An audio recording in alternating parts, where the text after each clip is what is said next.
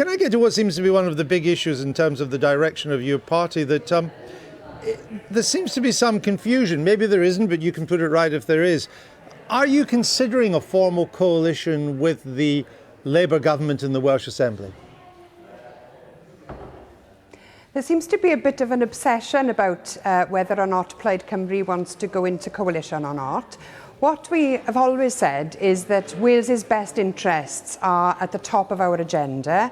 At the moment, being in opposition is working very well for us. Just this week, we announced a deal with the Welsh Government in order to enable their budget to pass, where they allocated £290 million towards some joint priorities and £119 million towards Plaid Cymru's election priorities. So this way we get to implement our manifesto and our programme for opposition, but we also get to hold the government to account. Okay. And that is crucial, particularly as we move towards the triggering of Article 50, right, because the Welsh voice needs to be articulated. And we need to make sure that the Welsh Government is doing a proper job of that. But now I am confused. Are you considering a formal coalition with Labour or not? No, we're not. Didn't you tell the BBC? Didn't you tell the BBC?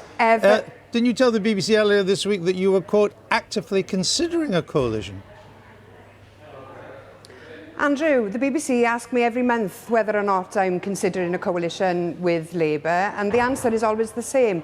I'm not prepared to rule it out because it might come to the point where it's in Wales's best interests to have Plaid Cymru in government in order to shape the government's response to Brexit in particular, because they're not doing a very good job of that at the moment. It's our view that a soft Brexit would be in Wales's best interests, but the Labour government have recently voted with Tories and the UKIP in the Assembly for a hard Brexit approach. And we are saying that we need to be a member of the single market to protect the 200,000 jobs that are in Wales and reliant upon membership of that single market. And so there does need to be an alternative voice put in the National Assembly, because otherwise the opposition will just come from the right, and that will be no good for Welsh people either. Let me come on to what you've just said with the single market in a moment, but keeping your options open, which is what you've just told me now, is not the same as actively considering a coalition, as you told the BBC earlier this week. Well, it's a debate that we're having all the time because we're constantly considering what are Wales's best interests. There are some people who think it's in Wales's best interest right now to be in government, and there are others who think the opposite. And so it's an ongoing debate for us. There's no active consideration. We're not wanting or seeking a coalition, but we want to keep the option open just in case it comes to the point where it's in Wales's best interest to do that. Wales voted to leave the European Union, and everybody, the top people in the Remain campaign and the Leave campaign, made it clear that leaving the European Union meant leaving the single market in terms of membership of the single market. So why are you defying the will of the Welsh people?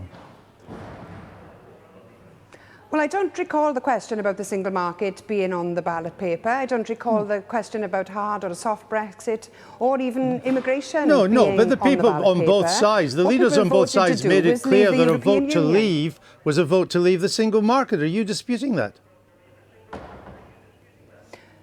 Well, as I understood it, the vote was to leave the European Union, and we will leave the European Union. Well, all right, then let me run you this. The question is how and what arrangements are in Let place me run you afterwards. this clip. Let me run you this clip then of leaders of both Remain and Leave and what they said about the single market and about leaving the EU. Let's just listen to what they said. The British public would be voting, if we leave, would be to leave the EU and leave the single market. Should we come out the single market? I think that is almost certainly would be the case, yes. Do you want us to stay inside the single market, yes or no? No, we should be outside the single market. I had Michael Gove in that chair, and I said, after Brexit, will we be in the European single market, yes or no? And he said, no. And he was right. So we won't be in the European single Michael, market. yeah, absolutely. We'd be out of the single market. That's the reality. Britain would be quitting the single market. So there we have it. George Osborne, David Cameron, Andrea Leibson, Boris Johnson, Michael Gove on both sides of the argument. If you vote to leave, you vote to leave the single market. What bit don't you understand about that?